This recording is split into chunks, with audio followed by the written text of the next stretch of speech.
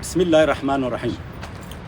Kıymetli Çermikli hemşerilerim, Hüdapar Çermik İlçe Teşkilatı olarak ilçemizle ilgili görmüş olduğumuz sorunları değişik zaman ve platformlarda dile getirip gündemde tutmaya çalıştık ve Hüdapar olarak çözüm önerilerimizi sunduk. Bugün de bulunduğumuz nokta ilçemizin önemli bir akarsuyu olan Sinek Çayı'nın ve içme suyu olarak kullandığımız deponun önündeyiz. Fırat Havzası'ndan buraya kadar bu önemli akarsudan Çermikli hemşerilerimiz hem tarımsal hem içme hem de içeriden ve dışarıdan gelen ailelerin dinlenebileceği, rahat edebileceği önemli bir merkez haline gelmiştir. Gelip gördüğümüzde yapılan çevre düzenlemesi ve sağlı sollu hemşerilerimizin kurmuş oldukları aile çay bahçeleri ve tesisler oldukça güzel ve önemli girişimlerdir.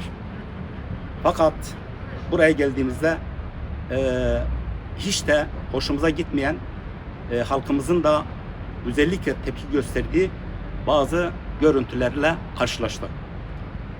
Dışarıdan gelen hemşerilerimiz ve buradakiler gelip burada zamanlarını geçirip rahat edebilecekleri bir ortam iken maalesef işlerini bitirdikten sonra yedikleri, içtiklerini mevcut olan çöp konteynerlerine atmadan olduğu gibi sağa sola atarak çok kirli bir görüntüye sebebiyet vermektedirler. Bu her şeyden önce demin de dedim, bizim ilçemize içme suyu olarak giden tam noktanın başındayız.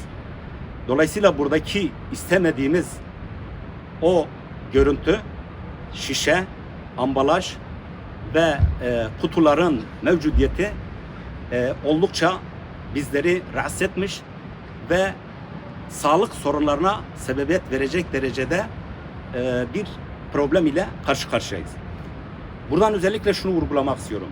Bu iş sadece belli bir kesimin görevi veyahut da vazifesi değildir. Başta bireysel olarak bütün hemşerilerimizin, toplumsal olarak sivil toplum kuruluşların ve resmi kurumlarımızın işbirliğiyle temiz bir ortam, temiz bir çevre oluşturabilmek için herkesin kendi üstüne düşen mesuliyet ve sorumluluğu yerine getirmeleri en büyük talep ve temennimizdir. Dolayısıyla bizler buradaki bu görüntüyü gördükten sonra Hüdapar Çermik ilçe gençlik kollarımızdan bir heyetimiz gelip şu alandaki çirkin görüntüleri toplayarak konteynerlere atarak güzel bir ortam oluşturmayı hedefledik. Ve biz bu görevi yerine getirdik. Bundan sonra da bu noktada süreci takip edeceğimizi ve bu yönde tüm vatandaşlarımızın da üzerine düşen mesuliyet ve sorumluluğu yerine getirmelerini arzu ediyoruz. Bu kabul edilen